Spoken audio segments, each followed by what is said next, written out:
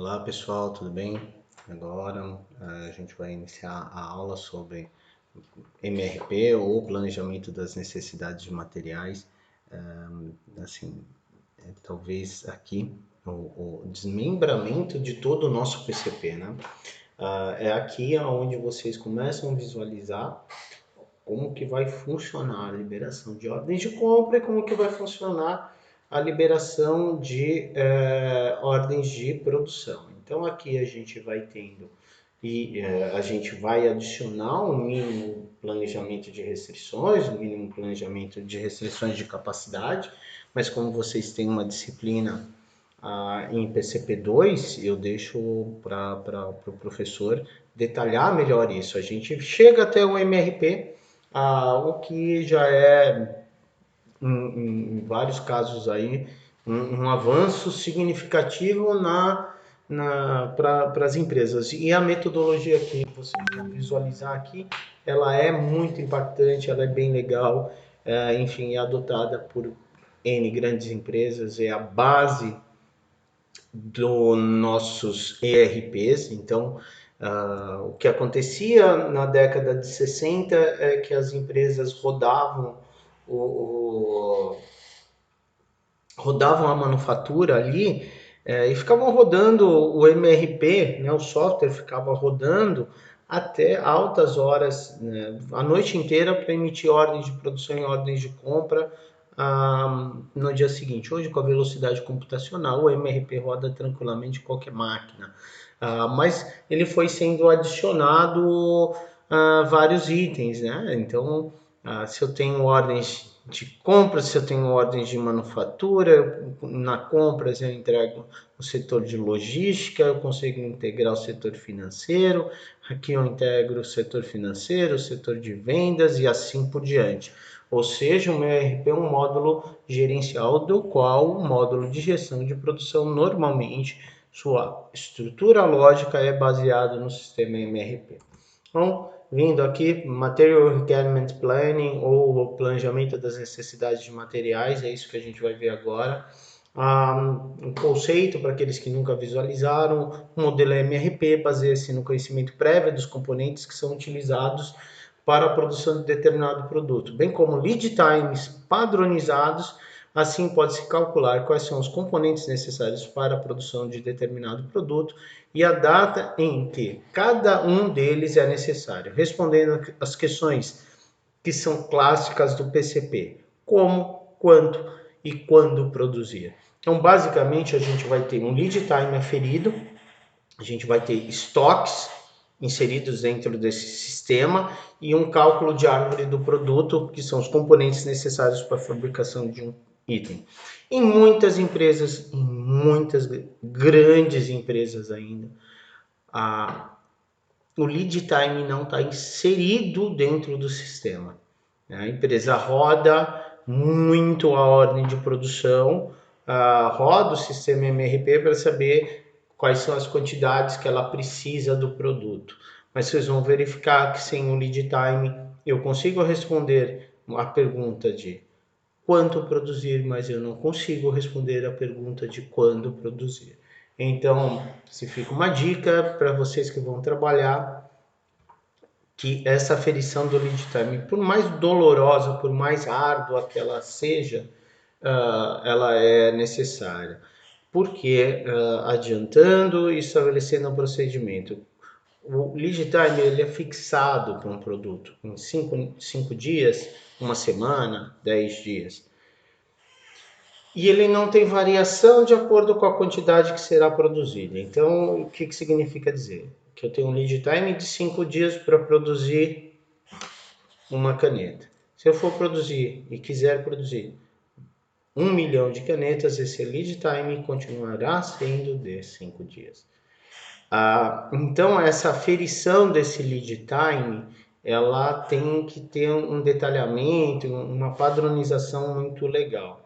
Existem algumas tentativas já a nível de sistemas de se fazer esse lead time sendo variável. Computacionalmente ele é relativamente simples de ser implementado, mas ele tem um impacto muito grande em várias outras áreas organizacionais, como, por exemplo, na área de vendas, porque você promete prazos de entrega, né?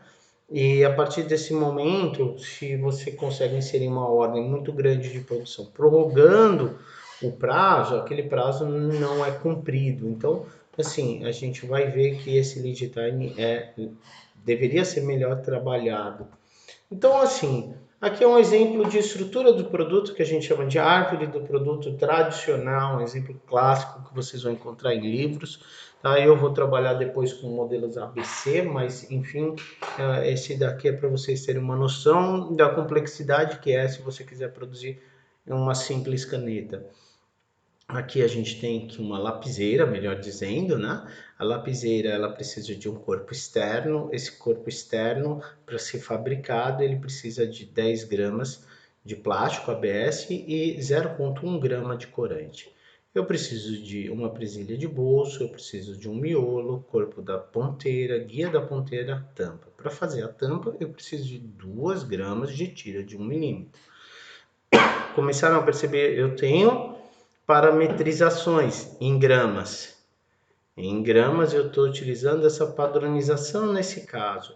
E poderia estar utilizando também uma conversão em ml, aí vai da empresa. Então, olha só a complexidade. Quanto é que vai de corante para produzir um corpo externo?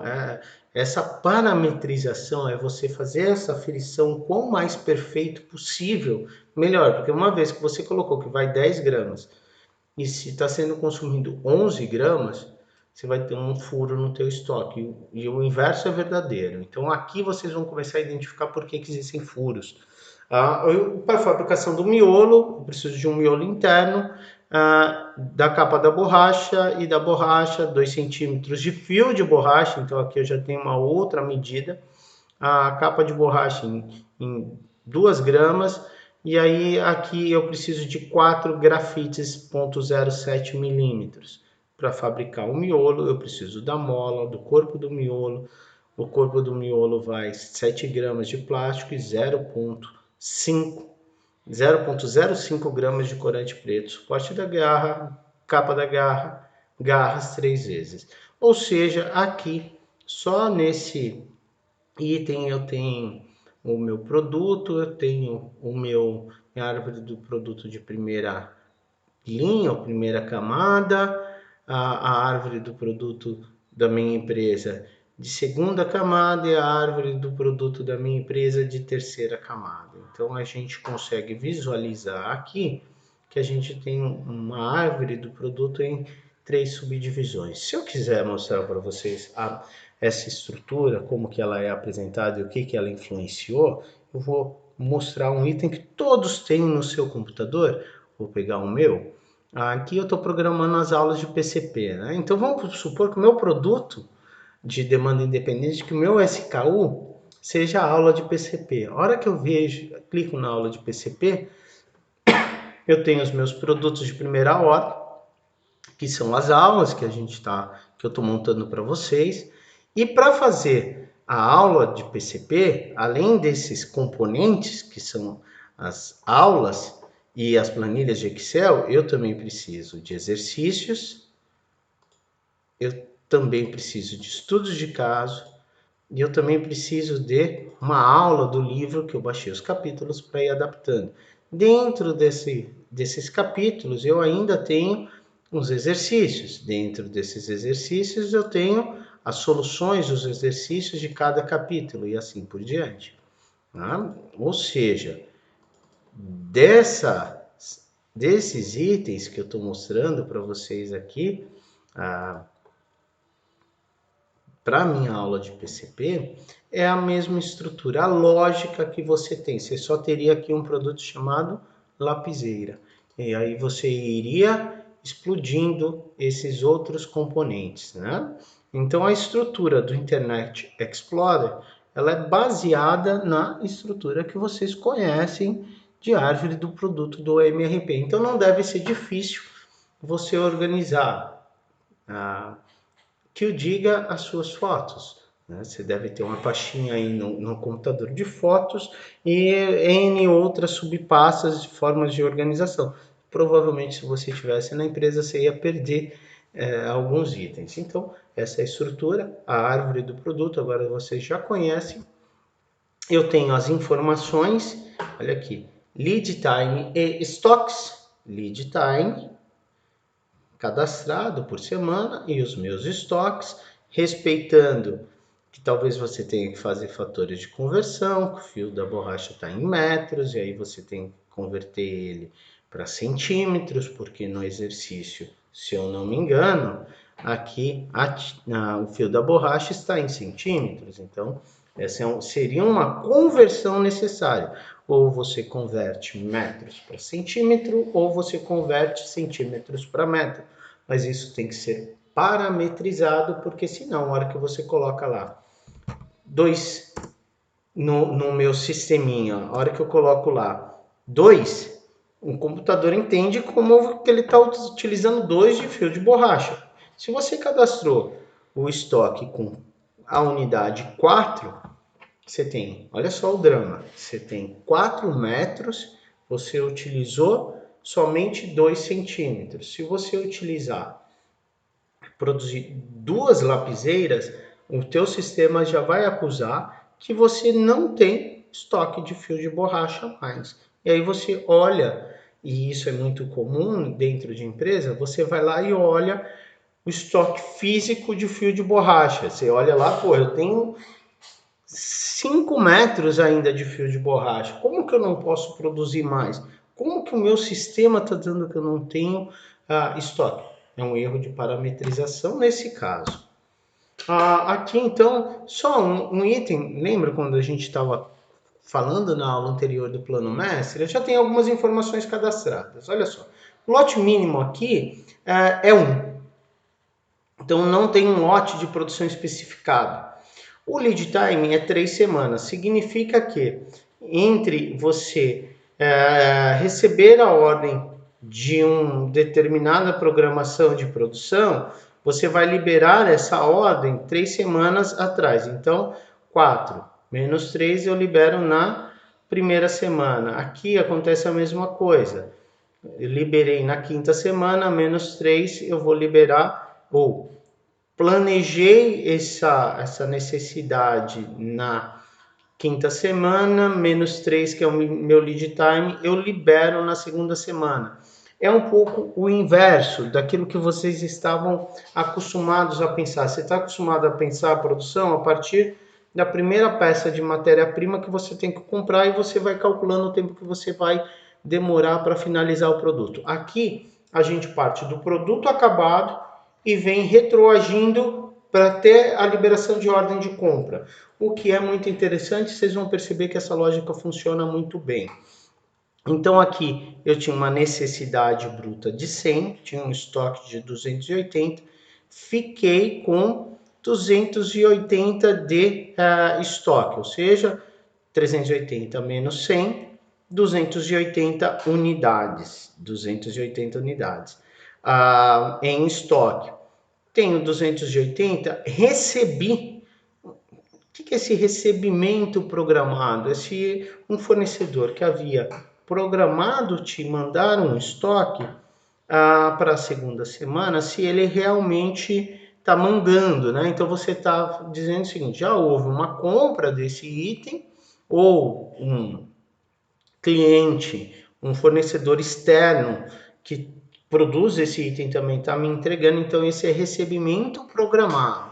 Então eu tenho recebimento programado de 100 unidades, então eu adiciono ao meu estoque anterior, que é 380. Na terceira semana eu não tenho nem demanda, nem necessidade, nem recebimento programado. Eu fico com um total de 380 unidades. 380 na próxima semana, eu tenho que ficar com um estoque mínimo de 200 unidades. Então, se você vier aqui e me disser 380 menos 230, vai me dar 150, né? 150 itens. Eu teria que ficar com um estoque de 150 itens. Mas eu estou dizendo que o estoque de segurança é 200. Então não tem sentido eu não posso liberar apenas 150 unidades. Eu tenho que liberar, ou eu não posso ficar com um estoque de 150 unidades. Eu tenho que liberar uma produção de mais 50 unidades. Logo, o meu estoque projetado é de 200 unidades. Logo, o meu estoque projetado é de 200 unidades. Por quê? Porque eu estou liberando uma produção aqui de 50 unidades. Ou melhor, eu estou planejando uma produção. A partir do momento que eu planejei essa produção, eu vou liberar ela de acordo com o meu lead time, ou seja, 4 menos 3, que é o lead time, eu vou liberar ela para a primeira semana.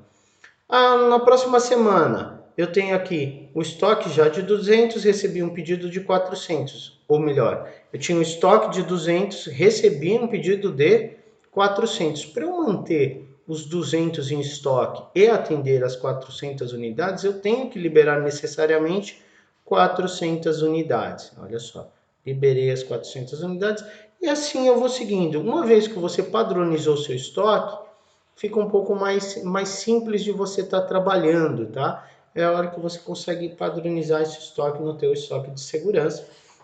Então, basicamente, essa é a lógica. Vocês vão verificar na aula com exercícios que a liberação da ordem de um componente starta todo o processo de MRP, todo o processo de cálculo dos demais itens. Então, é isso que a gente está trabalhando. A gente vai trabalhar basicamente com itens de necessidade bruta, recebimento programado, estoque disponível, necessidade líquida e liberação de ordens. Então, basicamente, necessidade bruta menos recebimento programado menos estoque disponível me dá o total de necessidade líquida e a liberação de ordens é quando eu considero o lead time. Como que eu faço a aferição daqueles lead times? A gente tem que verificar alguns tempos e você tem que verificar esses tempos também. Tempo de emissão física da ordem, tempo, ou seja, quanto que o programador pede para emitir a ordem de tempo. Tempo de tramitação da ordem até o responsável pelo chão de fábrica, algumas ordens são impressas e aí você tem que levar essas ordens. Tempo de formação do kit de componentes no almoxarifado, ou seja, quanto tempo que o almoxarifado pede para separar um kit de componentes. Tempo de transporte de material, ou seja, se a matéria-prima às vezes não fica no teu centro. Eu conheço casos de empresas que o estoque fica num galpão e ele tem que ser transportado. Na nossa região, a Cacique é um exemplo com produtos acabados. O estoque dela fica distante. Distante, tem que ter um caminhão e etc. Não fica no mesmo pátio, talvez no mesmo barracão. Tempos de fila, aguardando no processamento do centro de trabalho. Então, se você está planejando sempre muito mais do que aquilo que você precisa, você tem que verificar se a tua ordem não está gerando um acúmulo. Tempos de setup, tempos de processamento direto e tempos com inspeção de qualidade. Existem casos, pessoal, que o lead time para a fabricação de um produto é o tempo gasto com inspeção de qualidade. Eu conheço um caso bem clássico que é da Nestlé. Ela fabricava massas para bolo ou ovos in natura. O ovo chega, ele é lavado, ele é selecionado e depois ele é embalado. Em resumo, aí você tem uma bandejinha de ovos. Só que a Nestlé ela tem que fazer um teste de qualidade, que é um teste de salmonela constante no ovo. Esse teste demora em média 7 dias, ou demorava em média 7 dias. Poxa, o tempo para ela produzir o ovo era rápido, né? Ou seja, passava em todas as etapas, lavava, selecionava, embalava de novo. Só que daí o tempo com inspeção de qualidade eram 7 dias. Então o lead time para produção de ovos tem que ser no mínimo 7 dias. Porque você não pode liberar para distribuição esse item antes da chegada do controle de qualidade, que você incorre no risco de estar liberando para o consumo um produto que não foi testado ou um produto contaminado. O MRP2 funciona como um complemento do MRP e ele aborda alguns aspectos. Então, assim, o MRP planeja a necessidade, eu vou definir o quanto que eu vou produzir, basicamente quando. Quando a gente vai trabalhando com o MRP2, a gente já começa a ter algumas outras associações, como sendo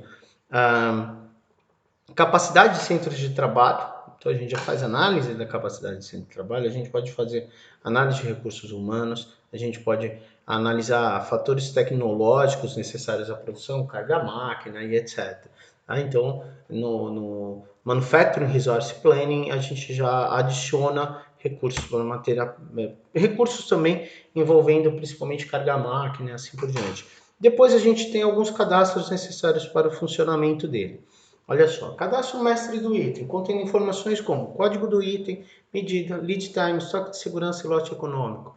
Também outras informações, cadastro da estrutura de produtos, contém um sequenciamento dos itens e suas respectivas dependências. Quando você vai cadastrar um produto, você não pode falar que a caneta, que a tampa para fazer uma caneta tem que ser produzida em concomitância com, por exemplo, um outro item. O que eu estou querendo dizer é assim, a gente tem que ver uma relação de dependência. Seria mais ou menos como na fabricação de uma pizza. Se você dissesse que o molho de tomate, a produção dele, vem depois da fabricação da própria pizza. O molho de tomate ele é colocado antes ali na massa e etc. É um pouco desse elemento, tá? Então, cadastrar o sequenciamento desses itens, respectivas dependências, cadastro dos locais, contém informações como local de armazenagem, unidade fabril, corredores, prateleiras, uma fichinha identificando aonde que vai estar aquele produto seria necessário também, em algumas empresas não é cadastrado, cadastro do calendário com os dias úteis de produção e cadastro de roteiros, tá? Onde são inseridas informações associadas como o tempo de desenvolvimento de cada produto, tempos associados à ordem, tempo de emissão, tempos de fila, processamento e etc. O cadastro do lead time, basicamente. Então, na implantação do nosso sistema MRP, algumas questões são dadas. Eu vou tentar sintetizar esse item para vocês por conta da DNP, mas ele é basicamente, a gente se refere aqui, que algumas empresas compram software. Então tem vários fornecedores de sistemas MRP e ERP por aí. Esses fornecedores, às vezes eles chegam na empresa e vão te entregar um software. Ou seja, o software não resolve problemas. O software não resolve. Então, se você comprar um software por 100 mil reais, por 200 mil reais, por 3 milhões de reais, saiba que se você pagar 3 milhões de reais no software, você vai gastar mais 3 milhões de reais para instalar esse software. Porque tem todo um treinamento que se precisa realizar. Então, aqui a gente tem um esqueminha dado para a implantação. A implantação é apenas uma das etapas a serem envolvidas. Então, basicamente, no processo de implantação, a gente faz algumas verificações. O que dentro da empresa a gente pode trabalhar com just-in-time?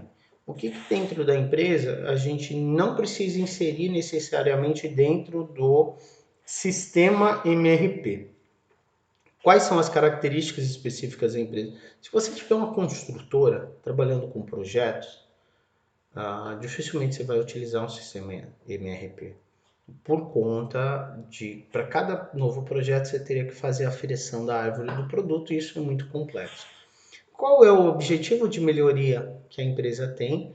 Vou redesenhar esse macro sistema, vocês vão perceber que ele precisa de uma lógica matemática para funcionar. Análise dos aplicativos disponíveis, dos softwares, a análise da adequação, implantação e melhoria contínua. Só como um exemplo disso, eu venho do setor de confecção e o cadastro no setor de confecção é feito assim, um cadastro de um item, confecção e calça jeans. Tem um cadastro de um item, por exemplo, item camisa, código 001. Ok, item camisa, código 001. Só que dentro da camisa eu tenho algumas numerações, número 1, número 2, número 3, número 4, número 5, eu tenho tamanhos, mas o código do item é o mesmo.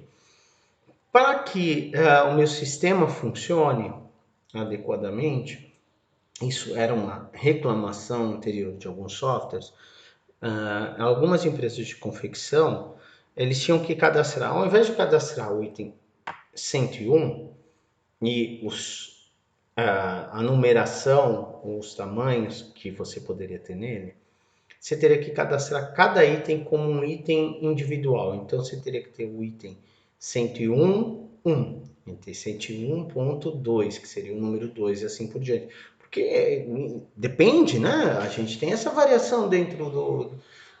Vai mais matéria-prima para fazer uma camisa número 2 do que para fazer uma camisa número 1, ou não, vai depender da empresa. Então, a gente tem essa configuração que você tem que estar analisando essas características, mas principalmente analise a característica se você trabalha com um projeto.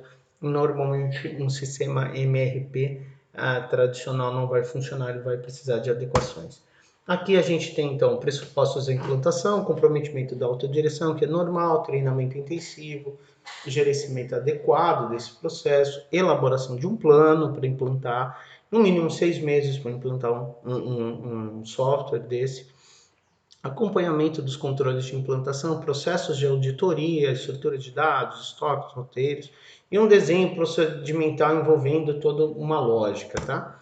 E aí recomenda-se que eu tenha um diretor responsável, membros da equipe, um gerente de projetos e tenha um programa de treinamento. Programa de treinamento envolvendo vários setores da empresa. Com treinamento conceitual, vocês vão perceber que eu tenho uma lógica do MRP funcionando dentro. Conteúdo, papel do sistema, quais são os resultados esperados, os principais módulos do sistema que ele vai impactar e como que ele impacta na forma como cada um está olhando, quais são as vantagens e limitações e conceitos sobre planejamento, gestão de estoque, cálculo de necessidades de MRP e informações necessárias para a parametrização. Lembra aquilo que eu falei de centímetros para metros? Todas as pessoas precisam estar entendendo essa configuração, senão depois você tem um problema.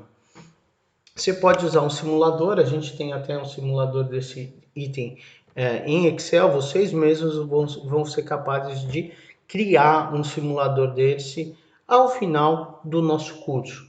Esse é o objetivo, tá? Que você consiga criar um sistema MRP do zero, envolvendo todas as etapas, planejamento agregado, previsão de demanda, planejamento de vendas e operações, plano mestre e o MRP com as liberações de ordens. Então, aqui eu tenho uma base daqui de todos os elementos envolvidos, né?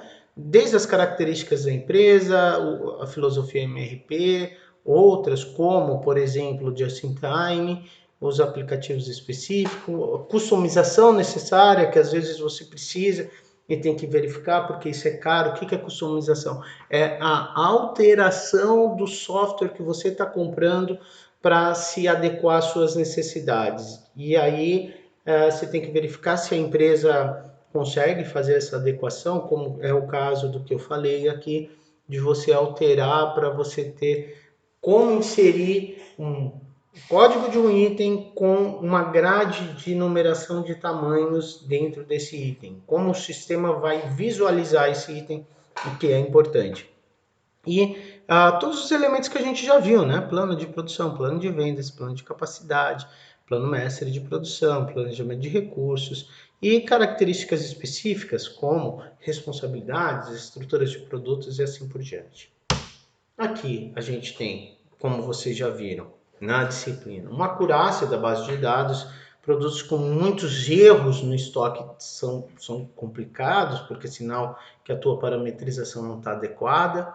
Medidas de tolerância e posição de estoque na acurácia. Acurácias muito altas, muito baixas, vamos dizer assim. Ou seja, a empresa deveria ter 1.000 unidades em estoque, tem apenas 500. Poxa, vai dar uma acurácia de 50%. O que causa isso? Eu tenho uma alta perda, eu tenho uma parametrização errada, eu tenho desvios de produto que pode acontecer, furtos dentro de empresas. Então eu tenho que tomar cuidado com isso. Critérios de tolerância baseados na curva ABC, ou seja, quando eu tenho itens da classe C, é óbvio que você pode errar mais do que em itens da classe A. Piloto do software, recursos humanos e implantação em geral, tá? Aqui eu vou ter alguns itens que não são tão necessários. Eu vou para a nossa figura final. onde a gente vai ter aqui, basicamente, como que seria essa implantação do nosso sistema. Acompanhem sim o que concorrentes, o que outras empresas fazem, adequem as suas realidades, busquem um processo de implantação e o uso e manutenção até chegar ao desempenho. A aula minha, as aulas teóricas, são todas baseadas no livro de Planejamento, Programação e Controle de Produção, do Correia, tá? Então, eu trabalho novamente falando, essa figura é do livro dele, é uma figura do site da Atlas, ou agora mudou de nome, né? Mas enfim, a gente tem todo um procedimento dentro do livro e conceitualmente ele é bem interessante. Então aqui, só finalizando, né? A gente tem aqui um planejamento, quais são os fatores críticos de sucesso, a parametrização do nosso sistema, ele coloca como um algoritmo, mas é algo bem mais simples, treinamento, a análise dos nossos concorrentes e qual é o desempenho esperado. Você não implanta um sistema desse para aumentar estoque, você implanta um sistema desse para, por exemplo, diminuir estoque para ter uma maior precisão de entrega, para que a empresa seja mais organizada, enfim, é um pouco disso. Essa é a lógica do MRP, e agora a gente parte para alguns exercícios. Pessoal, obrigado e até a próxima.